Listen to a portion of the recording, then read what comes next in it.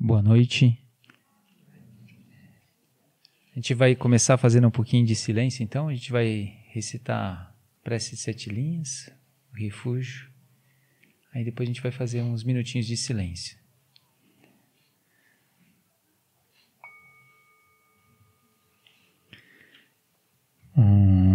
Orjen yuji nu chansan Pema gesa don pola Yansen shogin yodrum ye Pema jun neshe sudra Kordu kandro mampekur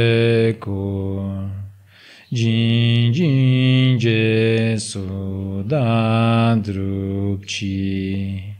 Shinji lapchir sheksu so Guru pema siji Orjen yuji nu chansan Pema gesa don pola Yansen shogin yodrum ye Pema jun neshe sudra Kordu kandro mampekur Jin jin jesu dadrupchi Shinji lapchir sheksu so Guru pema siji Orjen yuji nu chansan Pema gesa don pola Yansen shogin yodrum ye Pema jun neshe sudra Kordu kandro mampekur Jin jin jesu dadrupchi Shinji lapchir sheksu so Guru pema siji No Buda, no Dharma e na excelente Assembleia da Sangha, até que alcance a iluminação, neles eu tomo refúgio. Através da minha prática das 6 perfeições, possam todos os seres sencientes alcançar o estado búdico. No Buda, no Dharma e na excelente Assembleia da Sangha, até que alcance a iluminação, neles eu tomo refúgio. Através da minha prática das 6 perfeições, possam todos os seres sencientes alcançar o estado búdico. No Buda, no Dharma e na excelente Assembleia da Sangha, até que alcance a iluminação, neles eu tomo refúgio. Através da minha prática das 6 perfeições, possam todos os seres sencientes alcançar o estado búdico.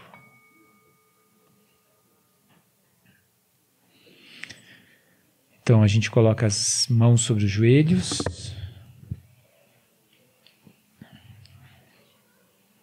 Procuramos manter a nossa coluna ereta. Os olhos levemente abertos, pousados num ponto no chão à sua frente.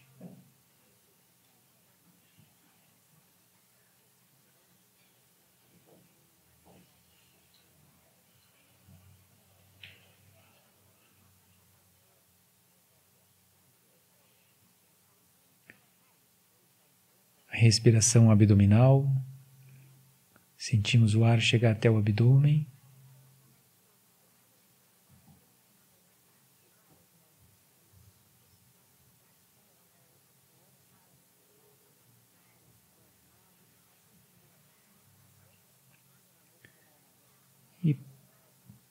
De agora em diante, procuramos manter o melhor que pudermos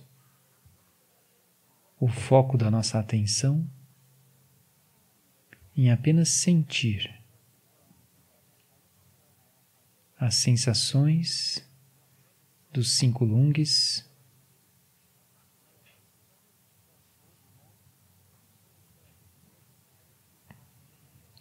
a cada vez que nós exalamos o ar, nós sentimos o nosso corpo assentado. Tem uma firmeza do nosso corpo.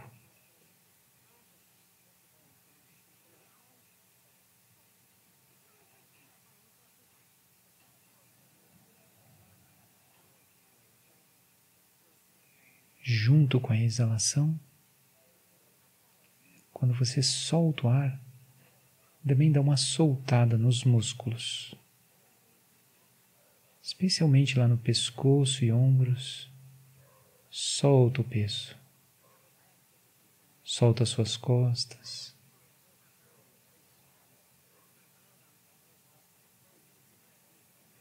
nenhuma tensão.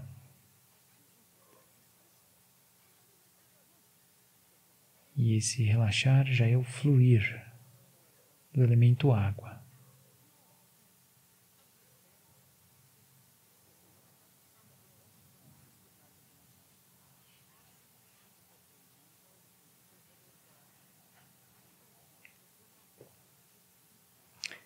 Quando você inspira, sente o calor, especialmente na região do abdômen.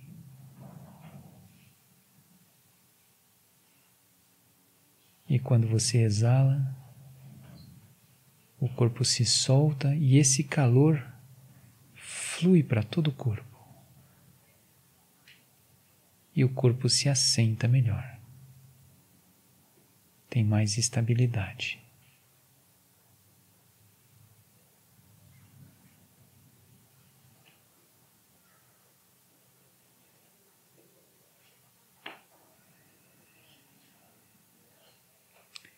Quando você inspira, além do calor, procura sentir que tem uma expansão do corpo, natural, sem esforço.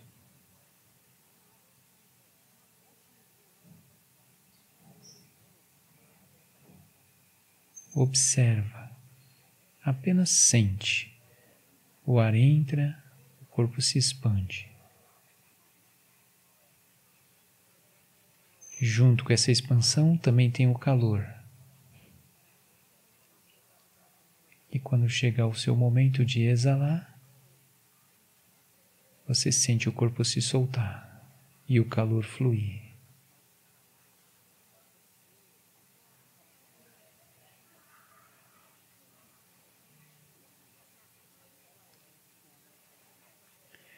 Então tem esse estado de atenção apenas sobre isso. Um fluxo constante, momento a momento, respiração a respiração.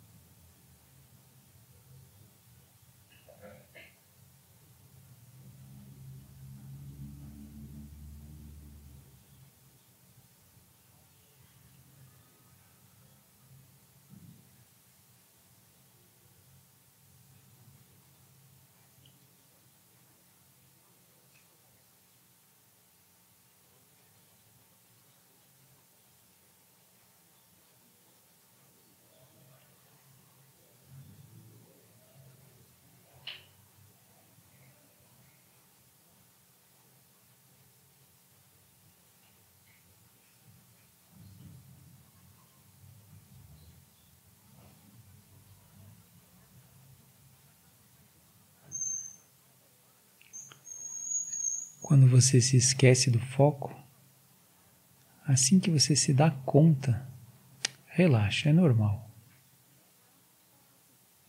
A gente está treinando. Então é normal que a gente não consiga todo o tempo. Mas a gente tem essa instrução piedosa. A instrução piedosa é exatamente essa. Relaxa, assim que se dá conta. E no instante seguinte, traz a mente de volta para o foco. Esse foco de apenas sentir. O brilho nos olhos, como esse interesse pela prática, essa atenção. Sente quando está inspirando a expansão e o calor.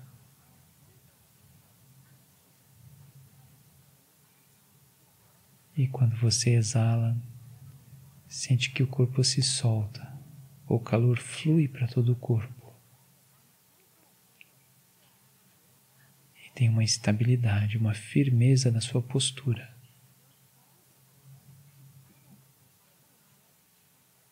Apenas isso.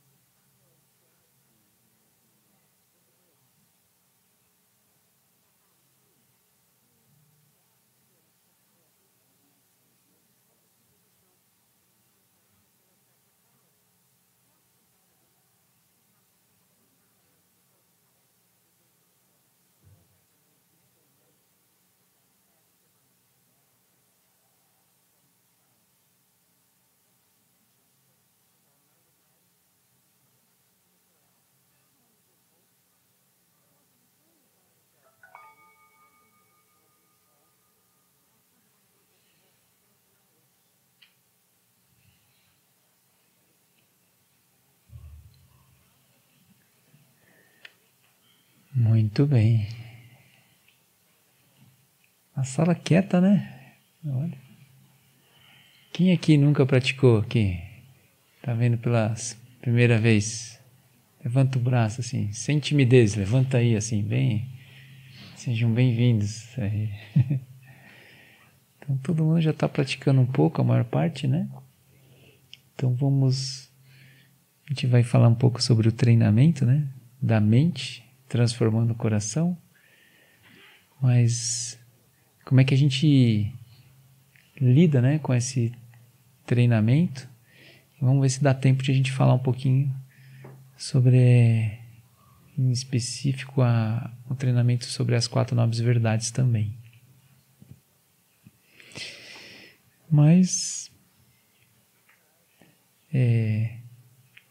vocês conseguiram manter o foco durante todo o tempo? Não? Alguém perdeu o foco aí?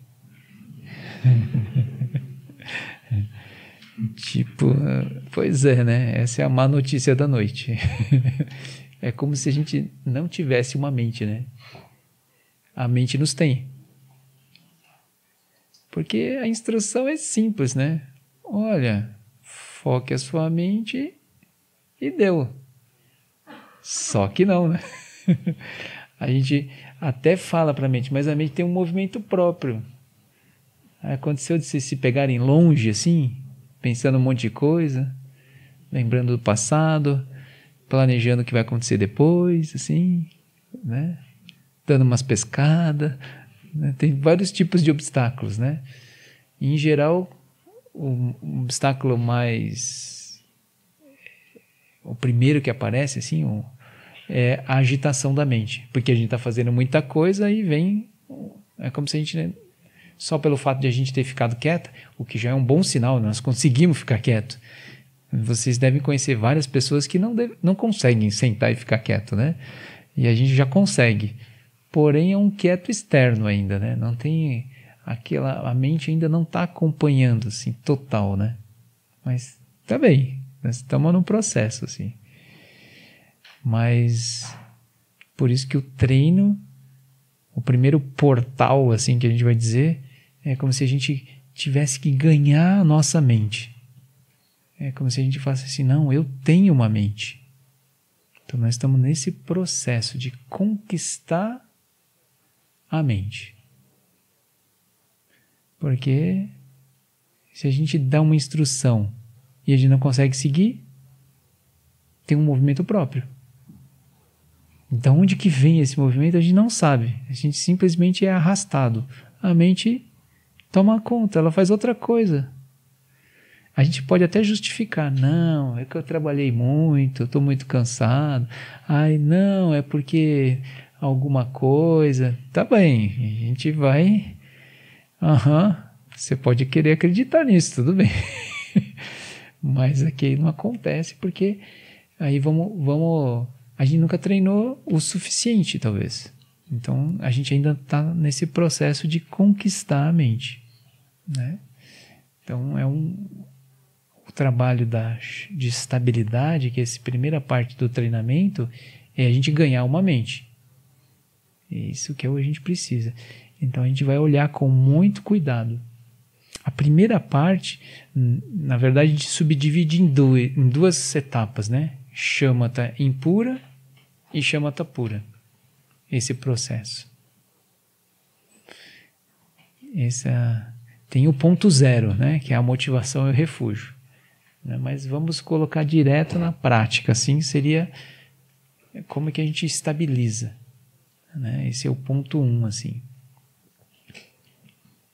Então aí, muita gente conhece a prática convencional que é prestar atenção à respiração, né? Então a gente presta atenção na respiração, que é o que é mais comumente conhecido.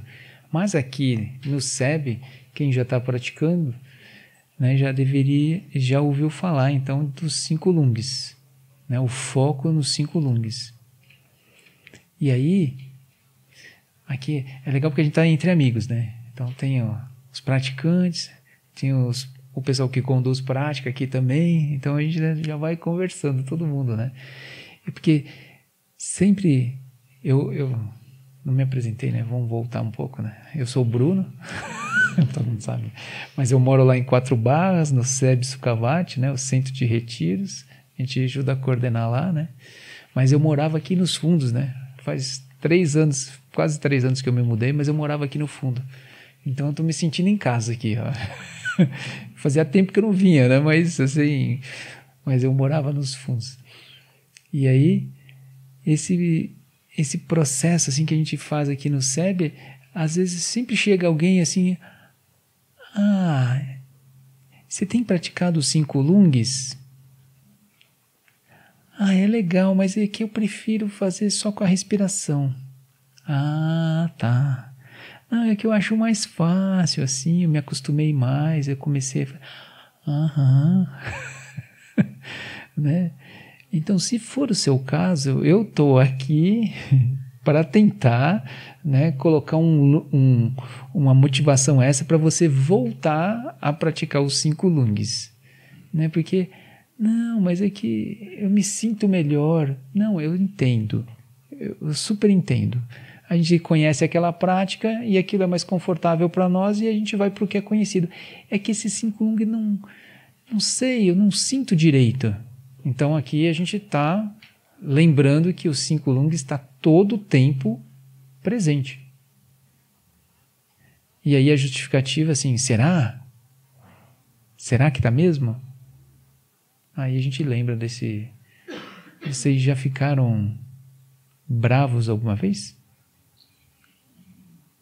Com raiva, assim, irritado? Já ficou? Muitas vezes, né?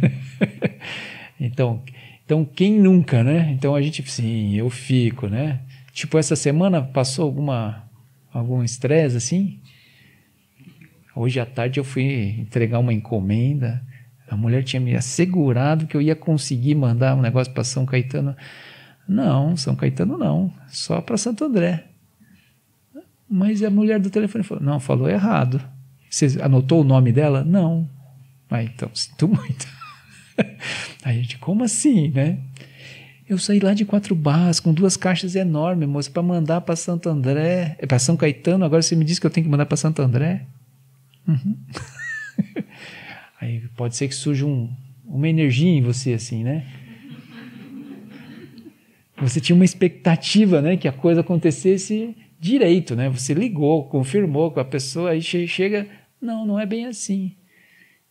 Impressionante. Acontece isso com vocês também? Então, é isso. Aí, quando acontece isso, será que se a gente parasse, e esse é o ponto da meditação, a gente começa a observar o que acontece, né? Então, a gente deveria perceber, pelo menos, que a nossa energia está desequilibrada. Pode ser que ele não consiga equilibrar ela totalmente, mas desequilibrada a gente pode ver. Então, agora que eu estou aqui, mais calmo, em meio de amigos, assim, a gente pode... Deixa eu me lembrar, como é que ficou, né, a minha terra, na hora que ela me deu a notícia? Trancou um pouco, assim, né? Eu fiquei assim, mas... Como assim? Tipo, se tivesse um espelho, a gente via a nossa cara não estava dando sorriso. A gente estava... Só a gente fala assim, não, eu não fiquei totalmente tenso, mas o rosto da pessoa já fica mudado, né? Aí a gente já vê assim. A pessoa faz a careta assim. Hã? Né? Pois é. Como é que ficou a água da pessoa, assim? O fluir, assim? Não ficou, né? Nada fluido, né? Trancou. Ou seja, a gente já fica tenso. Se a gente tivesse um analisador de tensão no ombro, né, que assim, ligado, assim, se apitasse quando a gente fica tenso, né, aquilo fica Não, a gente fica tenso. Então, terra se alterou, né, água se alterou. E depois vem o que mesmo? Fogo, né? Do mais denso para o mais sutil. Aí o calor. Na hora que você recebe a notícia, pode ser que suba, né? Um calorzinho assim. Sobe para a cabeça, assim. As pessoas que ficam mais bravas, né? E aí a gente lembra daqueles ditos, né? Você tá de cabeça quente, meu filho, esfria a cabeça, né? É assim, né? A gente tem esse know-how, assim, né? De que é um dito popular, mas é a pura verdade. A energia vai para a cabeça. A pessoa fica de cabeça quente. O calor da pessoa. E o ar dela? Ela está respirando profundamente? Quando você está bravo, você está respirando profundamente? Também não, né? Então a gente está respirando curto. Então esse é o nosso... Aí a gente fala assim, tem lung ou não tem lung? Tem 4 lungs assim. E como é que está o 5º lung, o éter? O nosso brilho nos olhos, né? Que é o interesse naquilo. A gente está olhando para aquela pessoa como? Fulminando com os olhos. Né? Se a gente pudesse, né? Um raio laser, assim. Tipo isso. Então estamos lá. 5 lungs totalmente perturbados. Aí vocês pensam nessa prática assim. O equilíbrio dos lungs, da energia. E aí você fala assim, ó, olha, você pode esperar um minutinho, por favor? Aí você senta aqui, eu vou dar só uma respiradinha aqui, ó. Imagina que você está discutindo com alguém, assim, ó, eu vou dar uma respirada, por favor, dá um tempo aqui. Aí você inspira, brilho nos olhos, estado de atenção, interesse, sente a expansão, sente o calor lá na região do abdômen. Aí quando você exala, deixa esse calor fluir para todo o seu corpo. E o corpo se assenta. Tem firmeza, estabilidade. Onde a gente estava mesmo? Né? Aí a gente muda ou não muda? Se a gente consegue fazer uma respiração, a prática é fazer uma, depois outra, depois outra. Ou seja, a nossa energia vai mudar. Tem aquelas coisas, mas eu não sinto calor. Lembra, o nosso corpo já está a mais de 36 graus. Tem calor. Se não tivesse calor, a gente estava morto. Então, o fato é que você não está levando a sua atenção para sentir aquilo. A gente é muito cognitivo, né? A gente não sente aquilo, a gente está sempre pensando fora, não está sentindo, não está olhando para dentro, a gente está olhando para fora. Então a meditação é esse olhar para dentro. Mas os lungs nos ajudam, nos ancoram. Então a gente bota atenção neles. É um super equilíbrio para a saúde nossa. Vai melhorar a nossa saúde.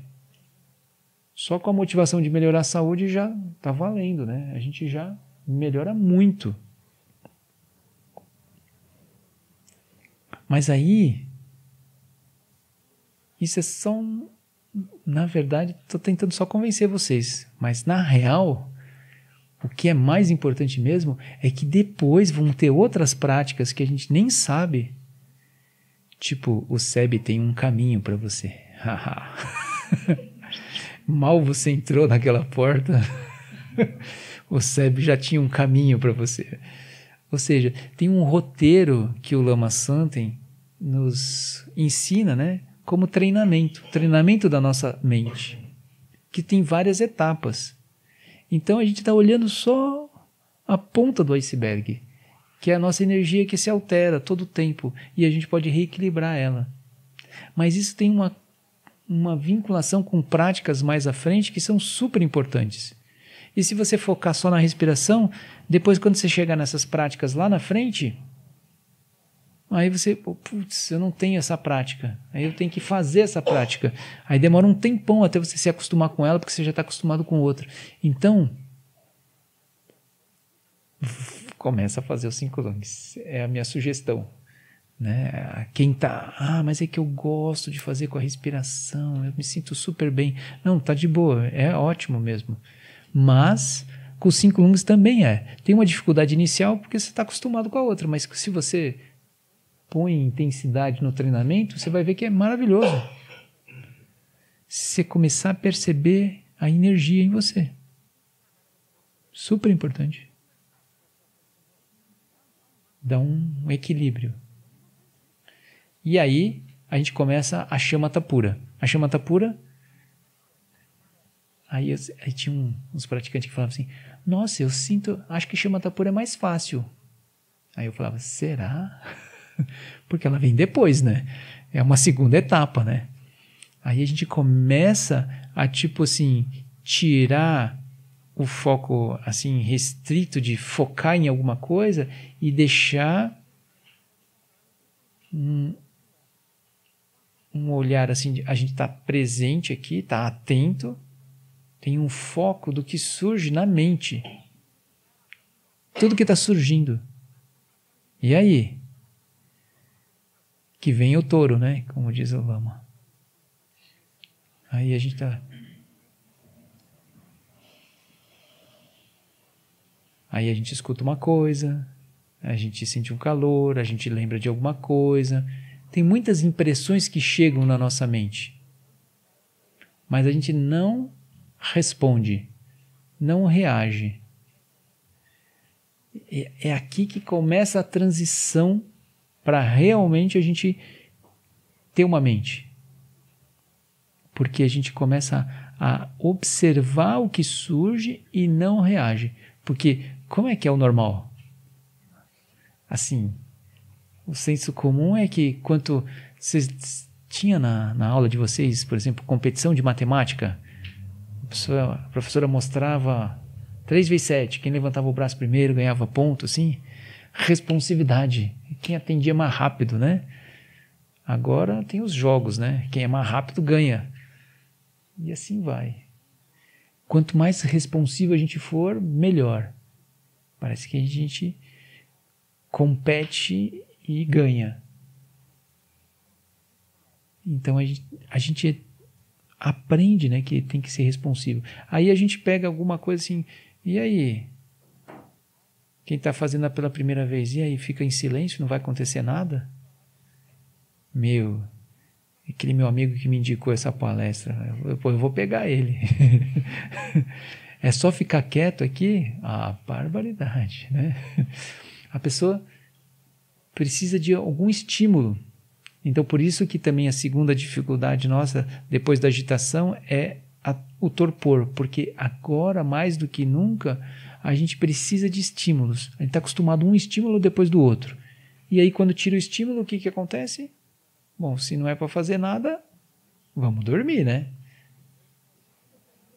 Como é que é ficar com a mente parada e viva? Não, a gente não precisa. E aí vai ficar sem fazer nada? Ah, vou aproveitar o tempo aqui para fazer alguma coisa. Aproveitar o tempo. Vamos aproveitar o tempo. Sempre, né? Já que eu tô... Ah, agora tem uma outra coisa. Bom, deu uma paradinha... Não, peraí, deixa eu aproveitar para ver os Whats, né? Que tem... Vamos lá, dá uma pausa aqui, a gente vai... Senão faz fila grande ali de... Então a gente sempre está aproveitando. Sempre é mais um estímulo. Então é interessante. No que é percebido, que surge na mente, quando a gente está fazendo a Shamatha pura, não dá sequência. Quer dizer que toda coisa que surge provoca uma resposta da energia em nós. Se a gente parar, a gente... Opa, minha energia se alterou. Mas agora eu não vou dar sequência para isso.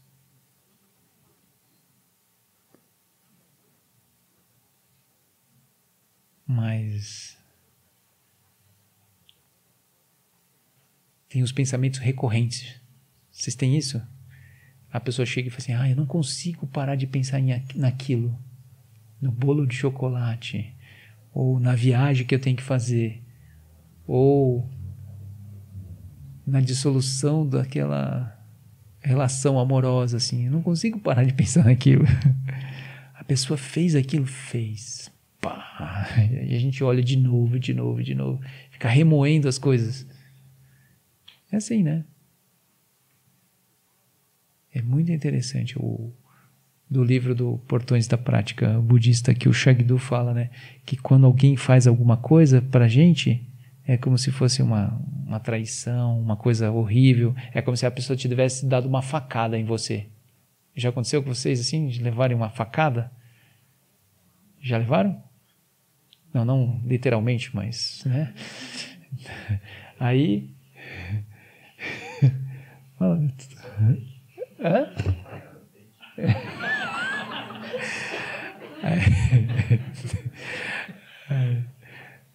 Aí você toma a facada.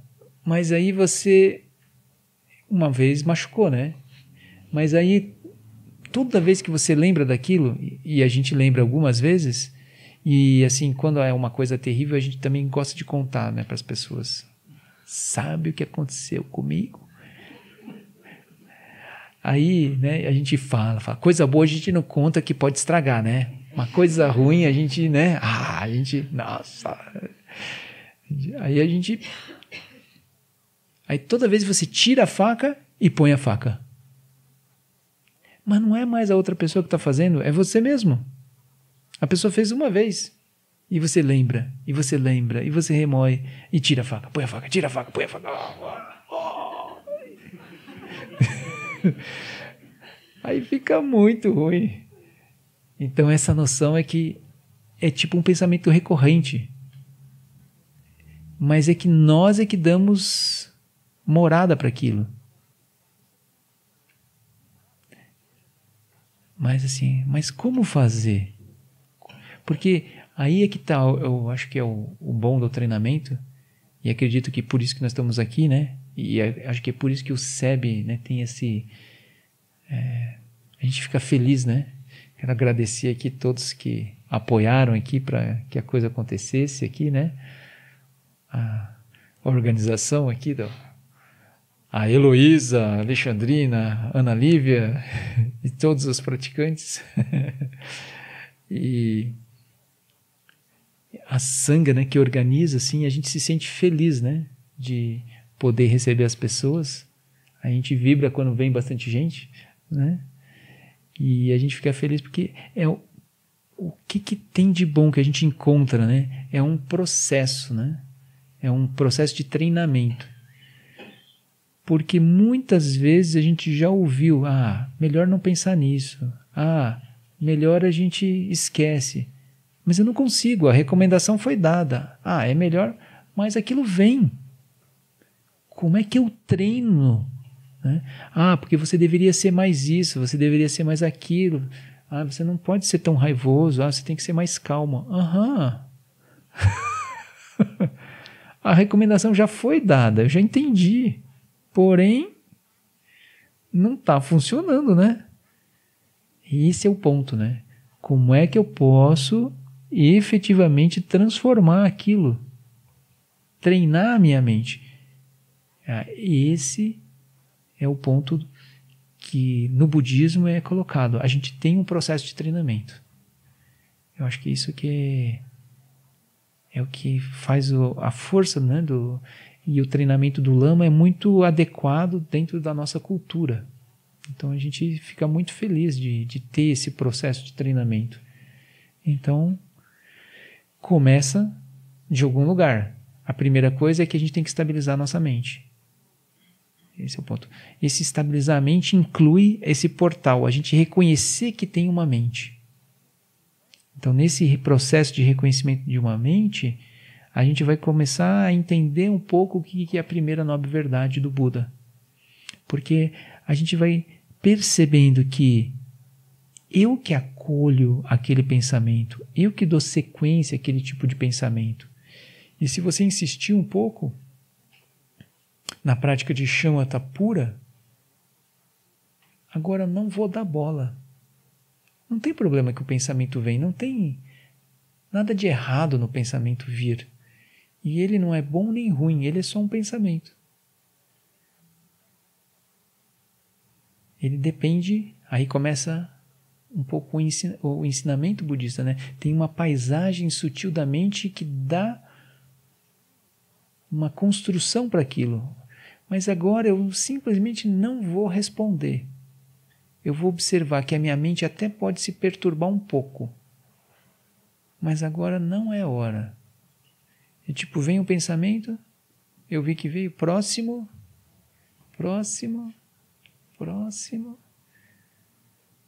Então pode parecer para algumas pessoas, Ah, nossa, vem muita coisa na minha cabeça. Acho que essa meditação está me fazendo mal.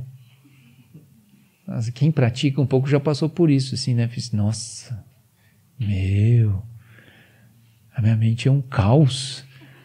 Eu acho que esse negócio de meditar está me fazendo mal, porque vem muita coisa. Mas o problema não é esse, é apenas você está percebendo o que já está lá. Não é a meditação que está fazendo isso. A meditação só está fazendo, nossa, essa é a sua mente. Prazer. Ou seja, a gente começa a perceber que tem um conteúdo que surge na nossa mente e a gente reage. Mas agora a gente é capaz de não reagir. Isso, assim, é uma liberdade, essa não resposta é uma liberdade que a gente desconhece. Aí você pode ver que tem muitas pessoas que são totalmente responsivas. Aí você fala assim, elas não estão bem, né? Ainda que a gente não alterou nenhuma estrutura, só o fato de a gente não reagir tão... A gente brinca que é aumentar o pavio. Né? Tipo assim, tem gente que tem detonador, né? Você encosta, ela explode. Né? Então aí você fala assim, aí você aumenta o pavio, a pessoa pelo menos, né, resiste um pouco. E quem está praticando assim, já passou pela situação assim em casa? As pessoas provocam, aí você explode. Ué, mas você não está meditando lá no SEB? Essa meditação não está funcionando muito bem, né? Aí a gente fica mais puto ainda, né? Fracasso total, né? A gente fica bravo por ter estourado, né? E fica bravo com a pessoa, né? E bravo conosco mesmo, porque droga. Realmente. Mas é isso. A gente precisa ultrapassar essa noção, né? Então é por isso que a gente precisa da própria visão, né? Que seria a segunda etapa do treinamento. Mas a gente já está percebendo que não é mais só o externo. A gente começa a perceber que tem alguma coisa que é o conteúdo da nossa própria mente, que é frágil. Ou seja, você já pediu desculpa para alguém? Já pediu desculpa? Boa, né? Pedir desculpa de vez em quando é bom. A Cecília agora vem e fala, desculpa, papai. Ela tem 2 anos e meio, a Cecília. Aí ela pede desculpa. Tá bom, filha, né? Mas não é para fazer de novo, tá bom? Aham. Mas é assim, quando a gente pede desculpa para alguém, é porque a gente reconheceu que a gente estava compreendendo a situação de uma forma. E dali a gente tomou atitudes, ações, e aí daqui a pouco a gente, dá um passo atrás e fala assim, nossa, não era bem assim. Na verdade era uma outra compreensão que a gente não estava tendo. A gente se transferiu de uma paisagem para outra, não é? Na hora que a gente falou ou fez determinadas coisas, a nossa energia estava de um jeito. E aí, quando a gente pediu desculpa, a gente estava de outro jeito já. A gente está compreendendo de forma diferente. Então, uma outra estrutura interna. A gente consegue transferir-se. Então, isso já está fazendo. O processo do treinamento é fazer isso cada vez mais rápido. Tem gente que demora anos para pedir desculpa, não é? E tem gente que nunca perdoa. Ou aquele tipo, perdoo, mas não esqueço, né? Não, perdoo, mas nunca mais, né? Assim, comigo não. É tipo inferno gelado, né? A gente põe a pessoa no inferno gelado, assim, morreu para mim. Nunca mais. Esse é um tipo, a gente não vai rodar a baiana, né? A gente é uma pessoa, né, digna, assim, mas a gente está matando a outra pessoa. Não é uma coisa italiana, assim, fervorosa, assim, mas é uma coisa mais, né? Então, melhor a gente ser capaz de se transferir para outras paisagens. Então, a gente começa a entrar nessa noção de que tem paisagens onde a gente opera. São compreensões. Então a gente estuda isso, né, detalhadamente. Mas a gente começou, lembrando, a gente precisa estabilizar a mente, porque aí a gente começa a, primeiro, equilibrar a energia, depois observar o conteúdo da mente. Ou seja, quando eu fico com raiva, tá certo que o outro fez alguma coisa, mas o que é mais importante é que a minha mente está contaminada pela raiva. E eu começo a agir a partir da raiva. Aquela coisa assim, né? Mas foi ele que começou. Isso era na escola, né? Agora a gente já saiu da escola, né? Não, mas ele fez tal coisa, agora eu posso reagir assim, porque afinal ele deu motivo. Não, né? É porque quando o outro fez, ele fez dentro de uma compreensão que ele tinha. Uma paisagem. E aí, agora? Tu vai entrar na mesma compreensão que todos são inimigos, que todos devem morrer porque eles não agiram como você esperava que eles agiam? Ou seja, a gente se abraça no outro que está fazendo uma atitude negativa, que a gente está vendo como negativa, e a gente faz igual. Ah, mas ele começou, agora eu vou continuar. Não, aí não, né? Mas a gente também não consegue fazer diferente. É por isso que a gente precisa treinar. Então, como fazer diferente? Então, nós estamos lá. Primeiro, eu estabilizo. Segundo, eu começo a olhar. Não é que a minha mente se contamina com aquilo? Mas eu começo também a falar assim, eu posso reagir, eu posso não reagir. Então, por hora, inspiro e expiro. Deixa passar. Inspiro e expiro. Super importante. Eu vejo que a minha mente se perturba, mas mesmo assim eu deixo passar. Eu começo a perceber que eu tenho uma mente. Agora, sinceramente, quando a gente consegue alguma estabilidade, é só então que começou o treinamento. Antes a gente estava assim, tipo, na porta ainda. Então o processo de entrar na visão, de compreender a visão, é a próxima etapa assim, do treinamento. É onde eu vou realmente ver o que eu estou fazendo com a minha mente. Então, aí faz sentido, né? Por exemplo, a gente olhar as 4 nobres verdades. Né? Então, que seria um ensinamento. Então, a gente começa a compreender qual é a estrutura que nós estamos utilizando. Então, a gente, como se a gente tivesse feito a preparação, aí fica mais sentido. Então, a gente já praticou shamatha impura, shamatha pura. Quem está vindo a primeira vez e que não sabe bem o que é shamatha impura e shamatha pura, né? São essas 2 primeiras práticas de meditação. Não percam, tem os horários de iniciantes. Então a gente tem práticas regulares aqui, né? Fazer a propaganda aqui, né? Como é que tá? Vamos ver se eu lembro. Alguém me ajuda? As práticas para iniciantes agora são as... Sábado, às 9 horas. Segunda... Domingo à noite também. Terça é para iniciantes? Terça-feira às 19h30. Segunda às 19h30. Tem segunda e terça à noite, né? E domingo à noite. Tem segunda, quarta e sexta? Às 15 horas? Segunda às 15 horas. Muito bem. Tem um site bem organizado.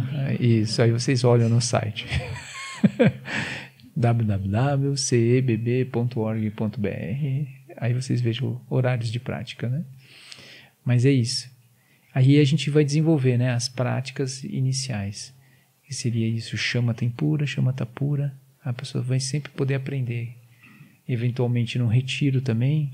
Agora em novembro vai ter um retiro, né, de instrução. Mas aí vem as 4 nobres verdades. Então a gente começa. Então, qual é a primeira nobre verdade? Então, como se tivesse... a gente tem que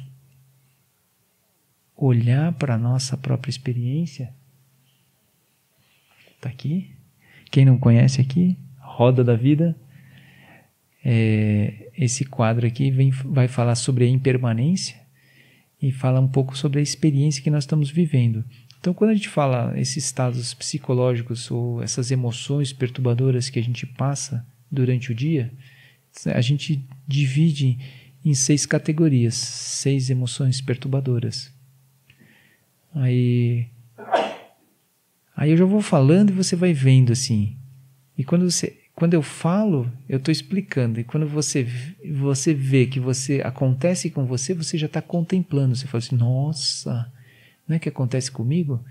E eu fico espantado. Como é que o Buda, que falou isso 500 anos antes de Cristo, nossa mente não mudou, né? Já faz 2.500 anos, nossa mente não mudou tanto assim, a gente não evoluiu, né? Então, esse é o reino dos infernos. Então, é aquele que a gente fala, toda vez que a pessoa está dominada pela raiva, olhando o outro como inimigo, é melhor eu agredir ele, porque ele me agrediu, então eu vou revidar. Ou eu vou botar ele no inferno gelado. Né? Porque não é que eu vou revidar, eu vou simplesmente matar ele. Ele não existe mais para mim. Aí você fala assim, pô, mas nem isso eu posso fazer? Eu não estou fazendo nada com ele especificamente, né? Mas, entende? Aquilo está no seu coração. O problema não é o que você está fazendo com o outro, o problema é o que você está fazendo com a sua mente. A sua mente está envenenada. Aqui a gente está analisando, você está se prejudicando. A gente brinca, né, que é a raiva, quando a pessoa tem... Vocês já ouviram falar que faz mal raiva psicossomaticamente, né? Que a gente descarrega muitas substâncias no nosso corpo que são nocivas à nossa saúde. Vocês já ouviram falar isso? Mas vocês continuam tendo raiva, não é? Então, a informação, a recomendação não funciona. A gente precisa de treinamento. É isso. A gente está tomando veneno querendo que o outro morra.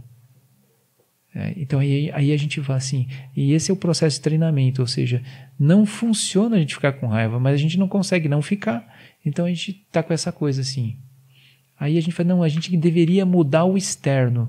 Aí a gente aqui fala, não é o externo. O ponto principal é que a raiva é acolhida na nossa mente. O outro está fazendo alguma coisa, não quer dizer que a gente seja conivente, que a gente esteja, não, tudo bem, ele pode fazer o que quiser. Não é isso. Mas o como eu vou lidar com isso é que é o nosso ponto. Com raiva é perda de lucidez. Então a gente não está se ajudando e muito menos ajudando o outro.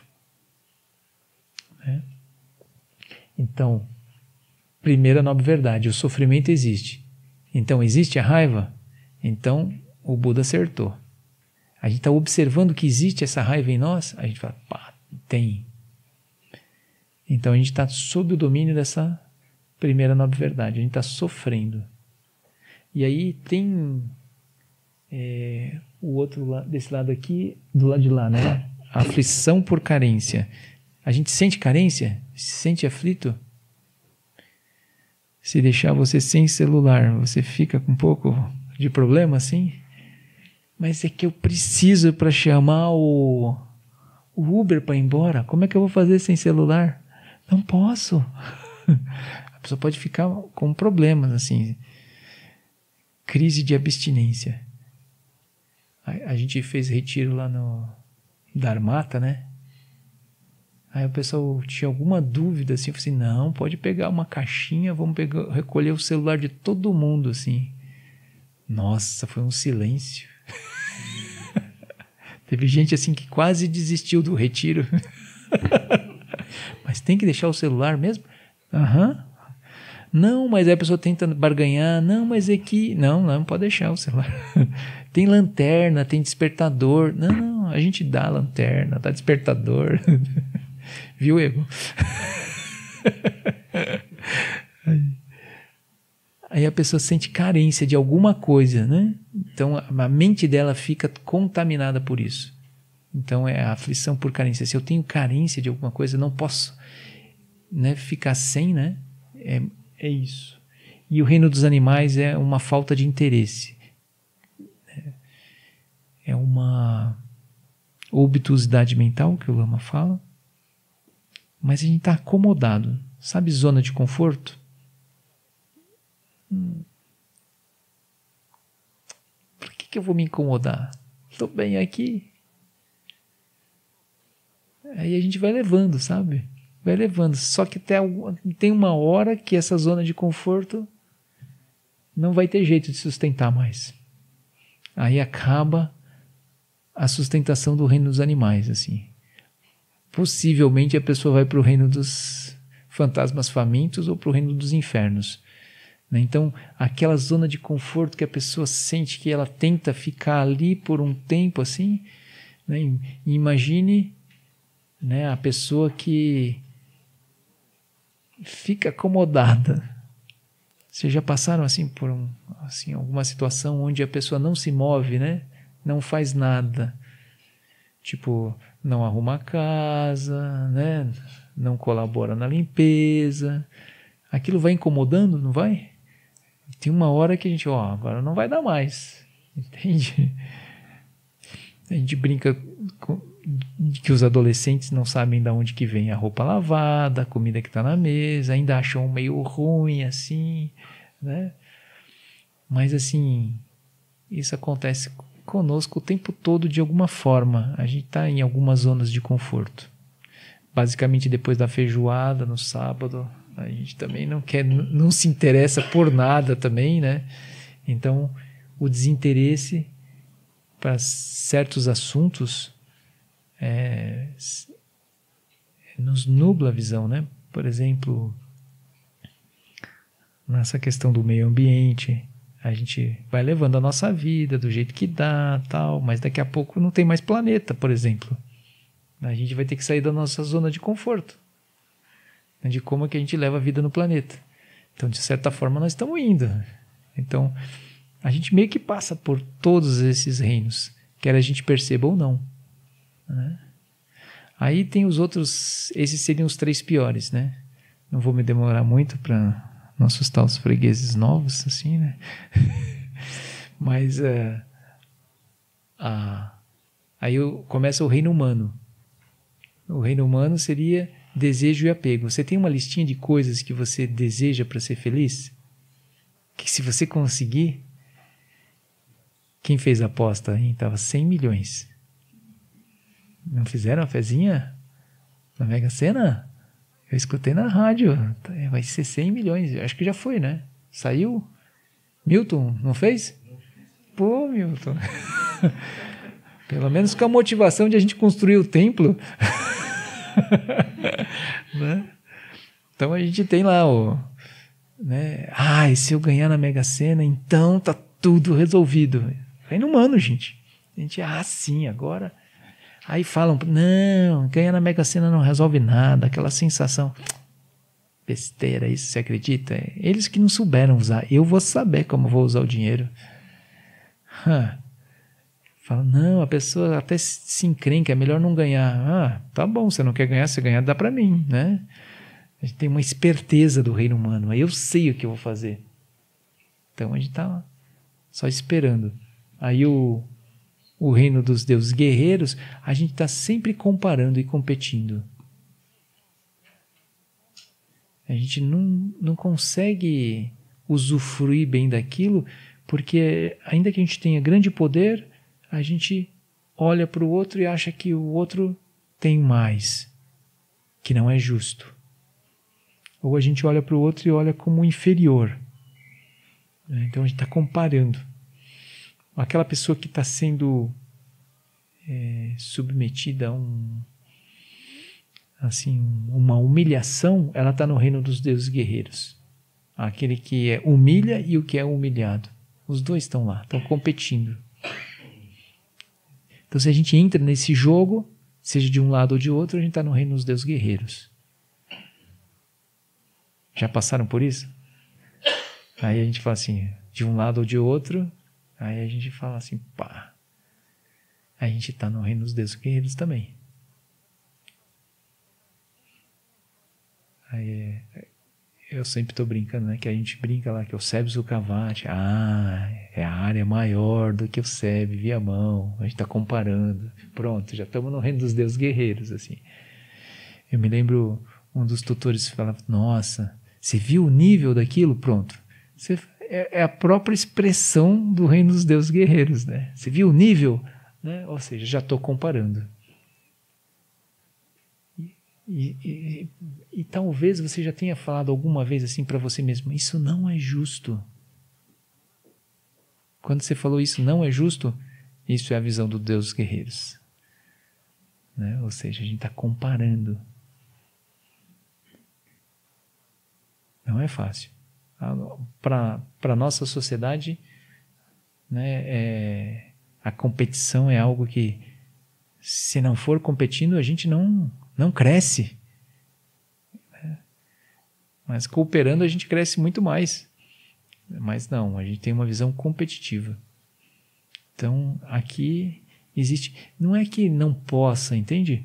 Aqui o Buda nunca entrou nesse processo para dizer, olha, vocês não deveriam fazer isso. Ele está falando assim, apenas observe se isso acontece na sua mente e quando isso acontece, o que tipo de emoção produz isso? E qual a consequência? Vai gerar um sofrimento ou não? Então, esse tipo de constatação, esse tipo de análise, ela não é de forma alguma uma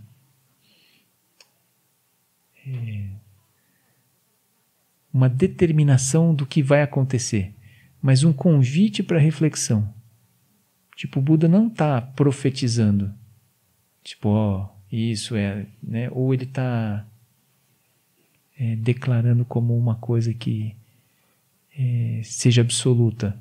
Mas ele está convidando para que você observe com seus próprios olhos, através da sua experiência, se isso acontece na sua mente e na sua experiência. Então essa é a finalidade de a gente descrever os 6 reinos. E o reino dos deuses é a encarnação de férias, ou seja, está tudo bem, não tem problema, aparentemente não tem problema, está tudo resolvido. Você não tem problema financeiro, você não tem problema de saúde, você não tem problema emocional, você não tem problemas. E se você tiver problemas, você chama um amigo, ele resolve. Ele vai te ajudar. Então qual o problema? Né? O problema é que a pessoa não percebe que isso é finito. Ela se acha, né? Está no reino dos deuses. Orgulho. E uma hora esse falso contentamento vai acabar. Aí ela vai se sentir traída. Aí ela vai novamente se perturbar muito.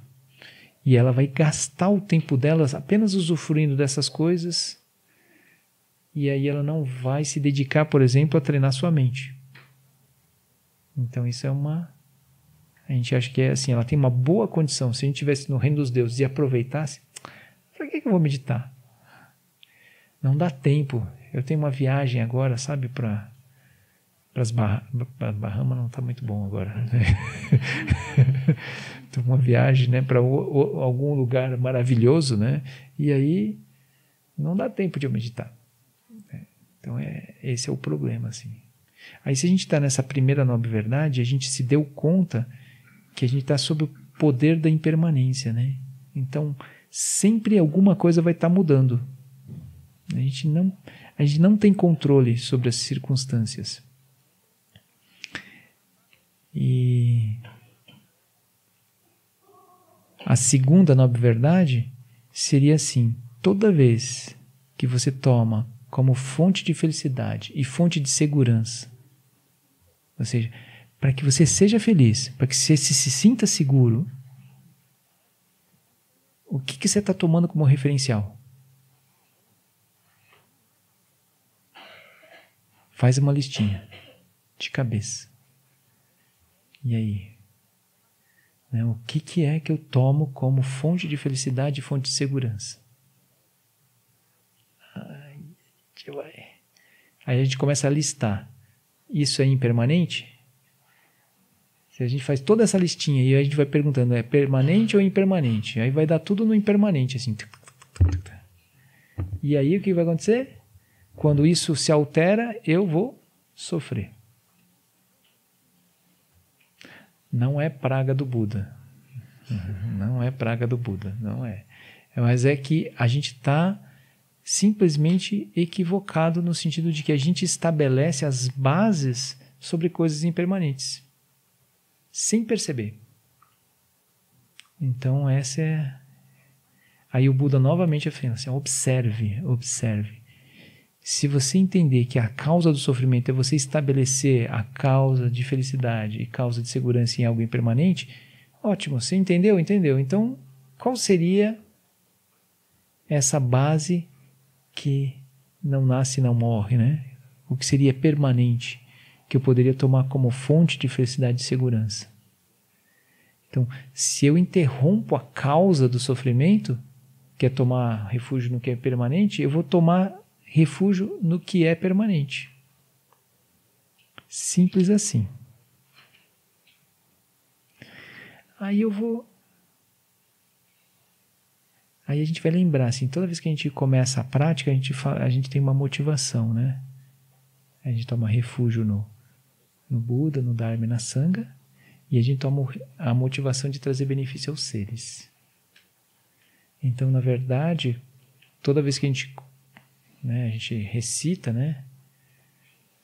A gente está buscando, é como se a gente estivesse começando o caminho espiritual. Então toda a prática é uma oportunidade.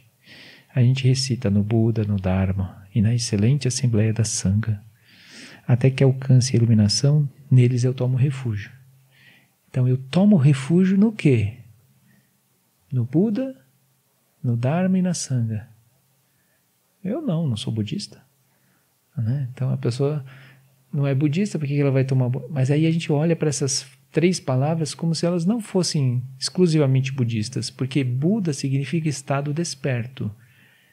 O estado desperto é como um estado de lucidez, uma compreensão da natureza última, algo que é transcendente. A gente vai olhar o que é mais profundo, o que a gente veio fazer nessa vida. É interessante o tema reencantamento da nossa vida, né? Ou seja, o que nós viemos fazer aqui, nessa vida?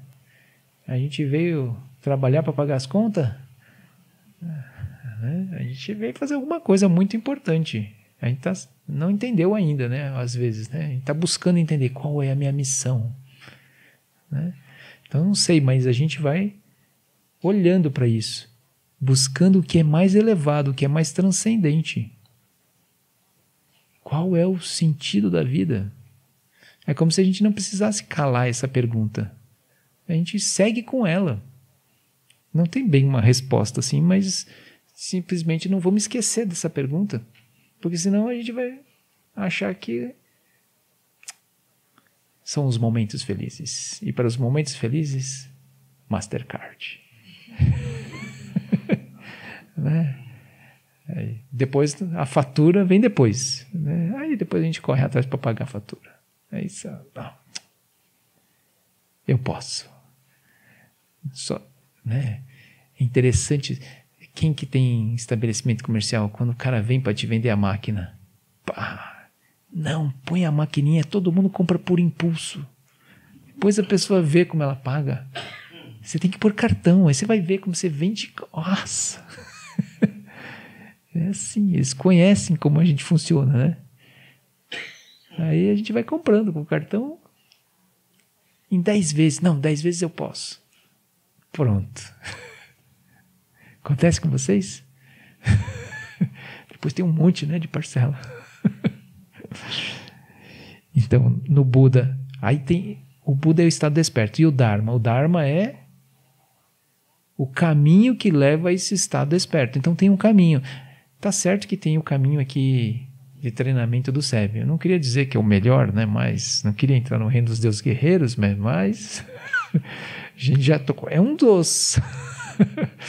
Mas, enfim, tem vários caminhos que nos levam ao estado de lucidez.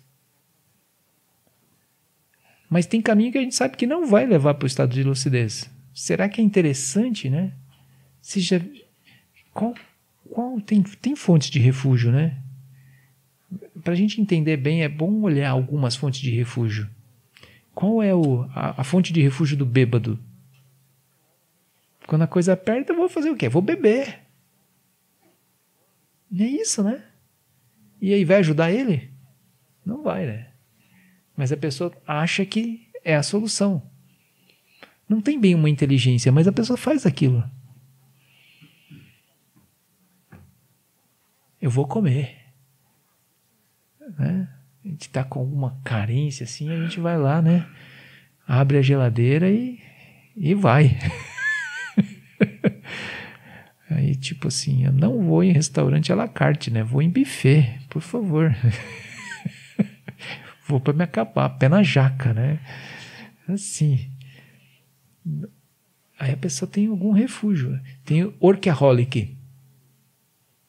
É interessante, tem um termo, né, no livro do Sogyal Rinpoche, né, o livro tibetano do Viver e Morrer, preguiça ativa. Usando, né? Porque a gente fala assim que tem pessoas que fazem muita coisa, né? É uma preguiça ativa, ele nomeou isso. Porque elas se enchem de coisa para fazer, mas não fazem o que é mais importante. Pá, aquilo é feroz, né?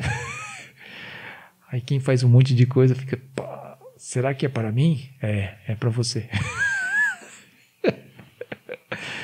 Aí a pessoa pergunta, você tem tempo para meditar? Não, não tenho, porque eu tenho muita coisa para fazer. Pois é, não queria dizer nada, né? Mas... Aí a gente fala assim, passa a vida e a gente não olhou, né? É a mesma coisa que daqui a pouco os filhos cresceram e a gente não viu eles crescerem, né? É mais ou menos assim. Mas a gente responde com argumento assim, não, mas tem que pagar as contas, né? Quem vai pagar as contas? Alguém tem que pagar as contas, né?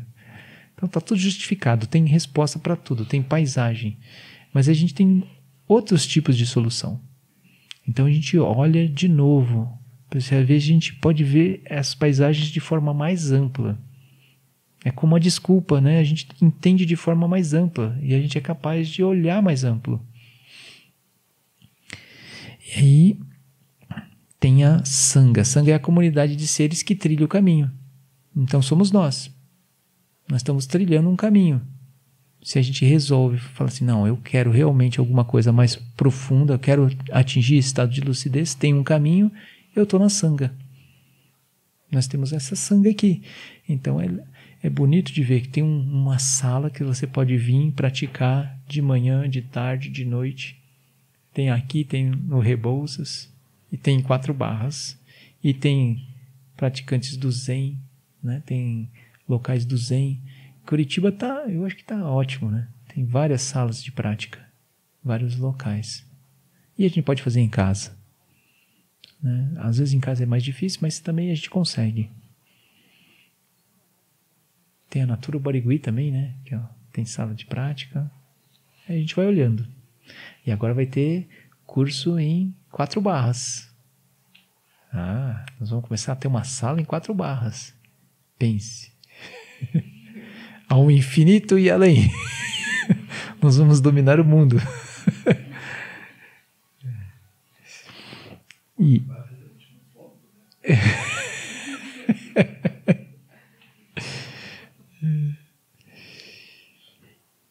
Então, dito isso, assim, eu queria fazer uma última coisa com vocês, assim. Vamos pensar num exemplo, assim. Então, uma vez que eu entendi as 4 nobres verdades, até agora eu falei 3, né? Mas a primeira nobre verdade é que tem o sofrimento. A segunda nobre verdade é que tem uma causa. Na segunda nobre verdade, a gente tem uma alteração de que o problema não está fora. O problema está dentro. Mas eu vou ser sincero, quem nunca sentou para praticar não vai ver de cara isso. A pessoa vai protestar. Quem já é praticante vai falar, tentar explicar para alguém e falar assim, olha, isso é uma paisagem sutil da sua mente. Que paisagem sutil? Olha o que o cara fez. Você não está vendo? A pessoa vai protestar, é claro. Por quê? Porque ela não está observando a mente dela, ela está observando o que o outro fez. E ela está coberta de razão, a partir daquela perspectiva, ela está completamente correta. Né? Mas a gente está incluindo uma outra visão, que a minha mente, não tomada por aquilo, ela não vai ter uma atitude muito lúcida. Ela vai ter uma atitude raivosa que vai prejudicar a mim mesmo e aos outros seres. Então, na segunda nobre verdade, a gente dá uma guinada, a gente está olhando para dentro. A primeira nobre verdade, a gente vê que aquilo está acontecendo. Na segunda nobre verdade, eu falo assim, caraca, tem uma estrutura interna. Eu que estou tomando refúgio numa coisa impermanente. Por exemplo, é como eu chegar com as minhas 2 caixas na empresa para despachar. Que expectativa que eu tenho? Só porque eu liguei? É claro que pode acontecer uma coisa diferente. Aí eu vou me prender a isso? Se eu me prender, eu estou perdido. Aí eu vou agredir a moça que está me atendendo? Eu vou estragar o dia dela, vou estragar meu dia e não vai resolver nada. Como é que eu posso solucionar? Eu vou ter que começar a olhar a partir dali. Bom, ela disse que não tem. Aí você acha ruim, mas assim, bom, como é que eu faço a partir de agora?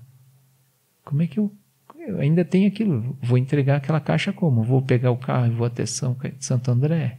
Não, não vai rolar. Então, aí você vai começando a ver outras possibilidades. Mas eu tenho que ver que aquilo surgiu de uma estrutura da mente que eu fico assim preso, me fixo, que tinha que dar certo. Eu estou fixado. Eu me fixei que tinha que ser daquele jeito. É uma estrutura interna. Eu me apeguei àquilo. Nem percebi. Não vai funcionar. Então vou fazer uma contemplação com vocês aqui. Coisa que aconteceu assim. Vocês fazem listinha? Quando você vai sair de casa assim? Listinha de coisas para fazer?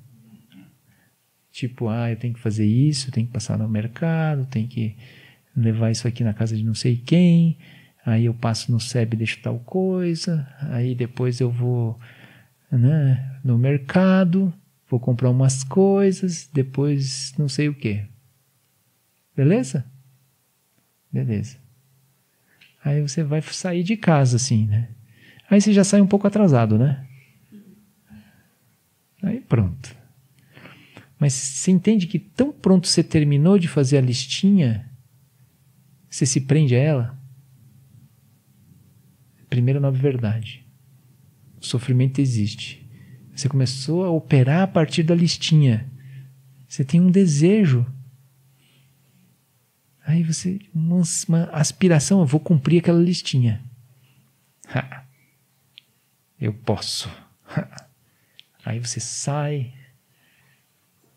Aí pega um pouco de trânsito. Não acontece, né? Não tem trânsito, né? Não. Aí, coitado do pessoal de Recife lá. Meu Deus, a gente é feliz e não sabe. Aí, bom, a gente pega um pouco de trânsito, aí a gente chega, né? Vai num lugar, vai no outro, já está atrasado, aí a gente entra no mercado. Aí vou fazer rapidão, né? Eu só vou comprar o necessário. É interessante que a gente também passa por um processo de treinamento, né? Porque aí eu chego assim, às vezes eu chego em casa com umas coisas que não estavam na lista. A Viviane pergunta, mas estava na lista? Não, mas eu acho... Mas como que você achou? É só para comprar o que está na lista, né? Não é... Então a gente vai lá e vai comprar o que está na lista. A gente entra no mercado e já sabe mais ou menos mapeado mentalmente onde que é, vai, pega, aí chega na fila. E aí o que acontece? Tranca. Aí o que você faz? No exato momento que você começa a olhar para o lado e ver se a outra fila está andando mais rápido. Você entende a ansiedade isso, né? Você está ralado, você está em sofrimento. E você está lá. Aí você vai para outra fila. O que acontece? Tranca. Aí você olha e vê, putz, tem 2 caixas lá porque tem um que está em treinamento. Pelo amor, o que eu fiz para merecer isso? Né? Tá em treinamento. Aí para ajudar, assim, vem alguém furar a fila. Ah, não, aí deu, né? Aí deu. Ô, o que você está pensando? Eu sou budista, mas eu não tenho sangue de barata, né? Como é que é? A situação é grave. Vocês entendem o que é a gente ficar fixado a uma listinha? Quantidade de sofrimento que a gente...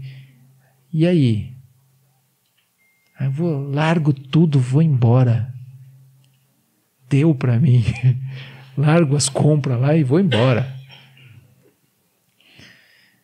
Então, aí nessa hora, né? Então a gente está primeiro na verdade. O sofrimento existe, né? A gente está vendo assim. A gente está sob o poder da listinha. A listinha a gente poderia colocar como símbolo do reino humano, né? Só que é bonito de ver, como diz o Lama. O problema, vamos supor que a pessoa desse tudo certo. A pessoa consegue. Às vezes eu chego em casa, nossa, sobrou tempo. Já aconteceu com vocês? Aí você fala assim, nossa, sobrou tempo, ainda fui comer um docinho. Recompensa, né? Porque eu sou muito bom, eu consegui fazer tudo aquilo, ainda vou comprar um docinho, chego de boa, assim, né? Aí a gente fala assim, não, eu sou o cara que consegue exercer a lista. Piorou. Piorou, gente. Aquilo é fatal, porque quando não der certo, aí você está ralado. Você está ralado. Então, estamos lá. Aí a gente está lá naquela fila do mercado, lá, contemplando, assim, a gente se dá conta, assim, da nossa situação, assim. Aí se a gente falar assim, eu sou capaz de mudar a minha mente, como aquela coisa da desculpa, né? Mudar a paisagem. Então tem um segredo, né? Qual é o segredo para mudar? Né? Que é a 4ª nobre verdade, é a motivação, que é o que a gente faz, né? Toma refúgio no Buda, no Dharma e na Sangha, e que através da nossa prática a gente, né, possam todos os seres sencientes alcançar o estado búdico. Ou seja, que a gente possa beneficiar os seres da forma melhor que a gente puder. Será? Será que eu quero beneficiar os seres? Né? Então a gente fala assim, tem uma noção de que a gente tem uma interdependência entre todos os seres. A gente recebe, né, um monte de coisa todo o tempo. Todos os seres estão nos apoiando. A comida, a roupa,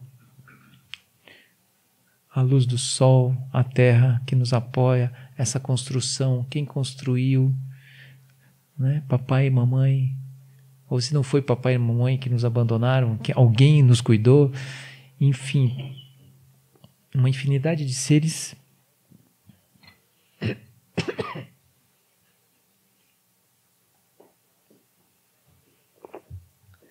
Botaram um relógio grande aqui para mim, acho que é para me dizer que está acabando. Já estou acabando. Então, uma infinidade de seres que nos apoiam. Então, nesse sentido, quando a gente reconhece essa interdependência, a gente fica mais claro que seria bom a gente trazer benefício aos seres. Não é uma questão de ser bonzinho, uma recomendação, mas é uma questão de equilíbrio. Nós já somos suportados, já somos apoiados. Aí o que a gente faz com essa energia que a gente recebe? A gente começa a fazer, não, claro, eu vou trazer benefício aos seres. E existem várias pesquisas, não precisaria, né? Mas já existem várias pesquisas que quando a gente faz esse tipo de coisa, a gente melhora, a gente fica mais feliz também, né? Então, por essas e por outras, a gente fala assim, não, realmente, essa é a motivação. Então a gente testa, né? Aí a gente vai começar a testar. E se eu pensasse diferente? E se eu realmente quisesse trazer benefício aos seres? Vamos supor que eu conseguisse. Então eu penso na minha lista ali, né? Eu poderia fazer diferente para não passar esse sofrimento todo? Então tem uma receita. Eu ponho na minha listinha. A gente faz uma listinha pré-impressa agora. Vamos combinar. Na sua listinha, quando você for fazer o primeiro item da sua listinha, vai ser trazer benefício aos seres.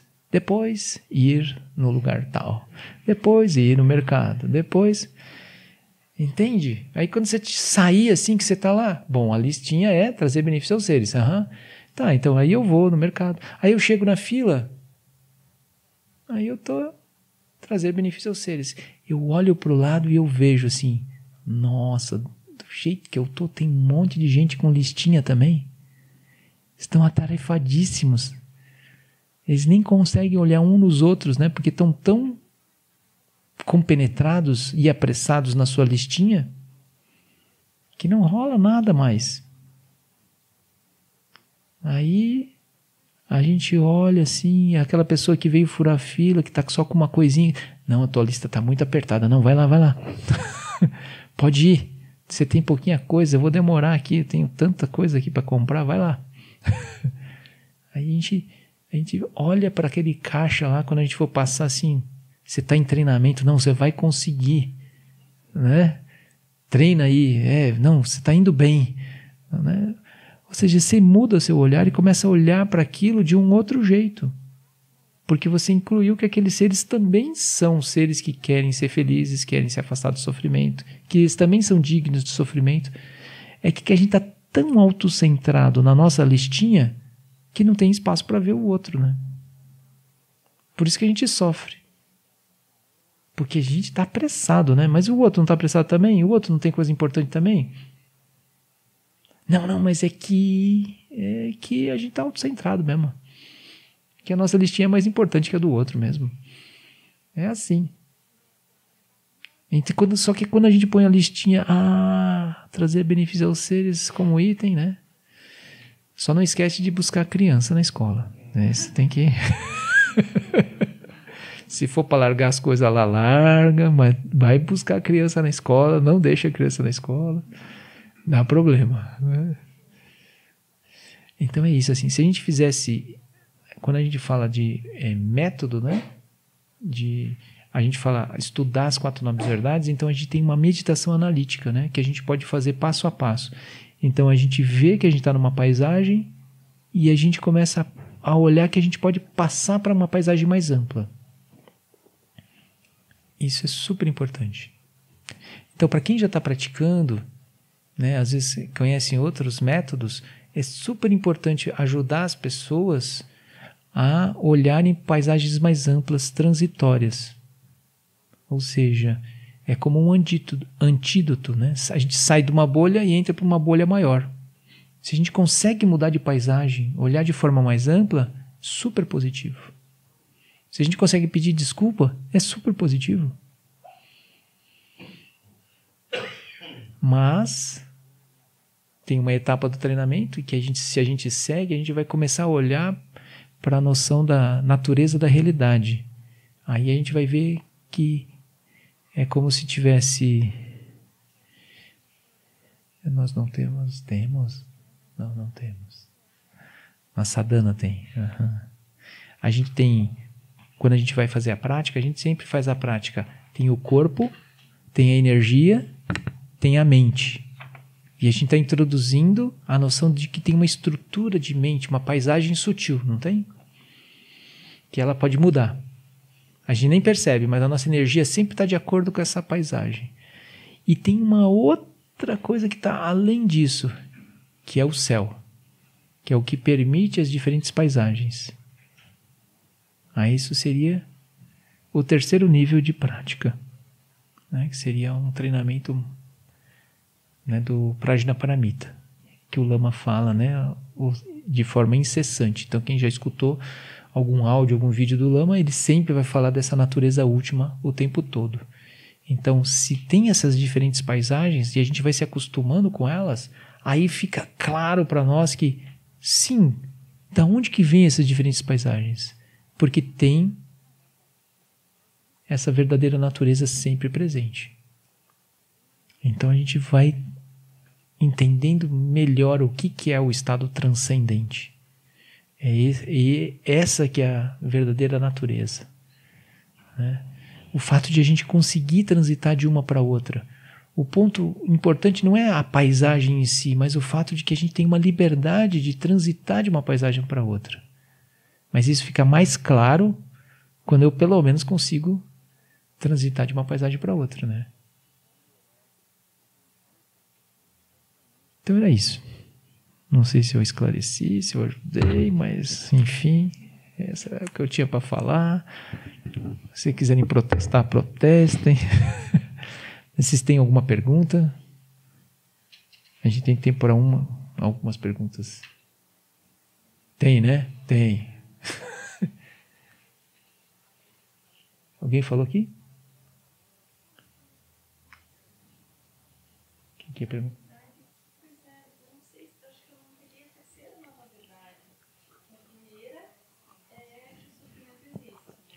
Isso. A segunda é perceber ter um referencial, né? Estabelecer um referencial. Tem as causas. As causas do sofrimento. Sim, que não seja um referencial impermanente, né? Buscar a permanência. Não, no caso é isso. A gente entende que a causa do sofrimento é que eu tomei como fonte de felicidade e segurança algo impermanente. A terceira é quando eu posso cessar as causas. Então eu vou me transferir para uma nova paisagem.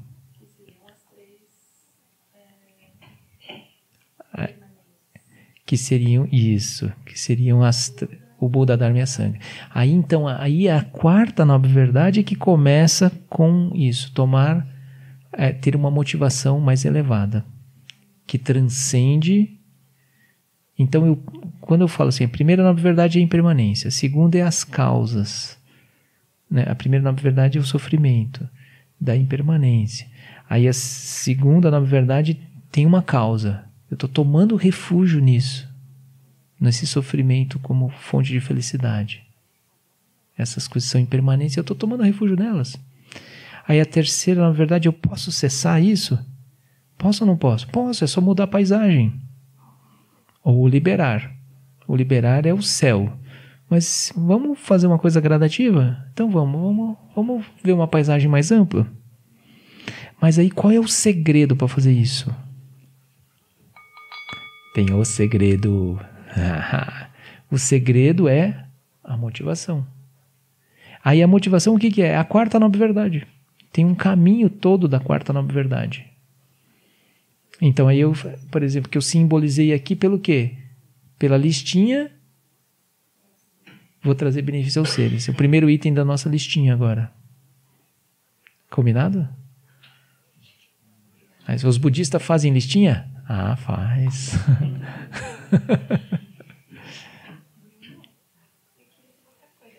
Tenho tentado fazer a prática dos 5 lumes, né? Uhum. Mas eu queria saber se seria tipo um roteiro, porque quando eu venho aqui na prática é tranquilo. Mas eu estou tentando fazer em casa e não sei se eu estou fazendo de uma forma correta. Não sei se tem algum livro ou algum vídeo do Lama ou alguma. Tem até um áudio. O áudio do Lama conduzindo a prática. Ah, que maravilha! Eu vou sempre colocar o áudio e eu sempre pratico com o Lama me falando. Não, mas ele ajuda no começo. Isso. Super importante que a mente, a gente tem que aprender a dirigir a própria mente. Então, ouvir, por exemplo, quando alguém conduz a prática, um pouco ajuda, um pouco atrapalha. Então, depois de é uma muleta que a gente tem que largar. Mas tem um áudio. Você me pede? Te mando. Ou na prática que você está vindo, você pode pedir também, ver se a pessoa sabe. Mas eu eu te passo.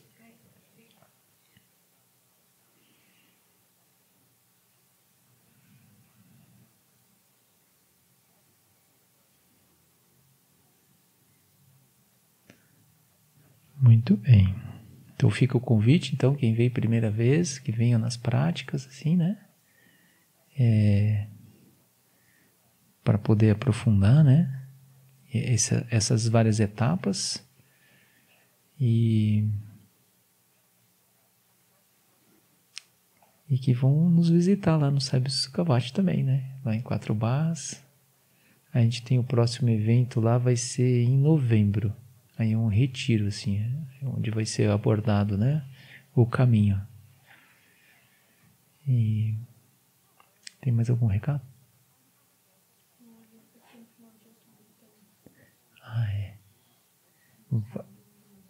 A Eliane Xavier, uma praticante também das antigas, tutora também do SEB, ela já deu muitos cursos aqui em Curitiba. Quer dizer, ela está lá em Volta Redonda, mas é que a gente exporta praticantes. Ela morava aqui. E ela deu muito, talvez algumas pessoas conheçam, até porque ela dava os cursos de física quântica, né? Ela deu muitos cursos. Ela é física. E ela dava os cursos de física quântica. O Lama Santin, né, fazia essa abordagem, né? E porque ele também era físico. E ela, dentro do caminho dela, ela fez muitas e muitas palestras. E aí ela fazia essa ponte, né, do budismo com a física quântica. Então ela vai vir aqui fazer o lançamento de um livro. Quer dizer, a gente não pode dizer, porque a primeira é na livraria, né? Vai ser na sexta na livraria, e aí logo em seguida ela vai dar o curso aqui sábado e domingo. Então ela vai ter esse evento também. Que dia que é? Vai ter uma palestra no sábado de manhã. Quiser? E aí quem quiser fazer o curso sábado de tarde e domingo pela manhã. Um aprofundamento. Assim. Que dia que é? Dia 24 e 25 de outubro. Olha aí. Tá bom. Então, muito obrigado. Nós vamos fazer a dedicação. Ao longo de minhas muitas vidas e até este momento, todas as virtudes que eu tenho alcançado, inclusive os méritos gerados por esta prática, e todas as que vier a conseguir, ofereço para o bem-estar dos seres sencientes. Possam a doença, guerra, fome e sofrimento diminuir para todos os seres, enquanto sua sabedoria e compaixão aumentam nesta e em vidas futuras. Possa eu claramente perceber todas as experiências como sendo tão insubstanciais quanto o tecido do sonho durante a noite, e imediatamente despertar para perceber a manifestação de sabedoria pura no surgir de cada fenômeno.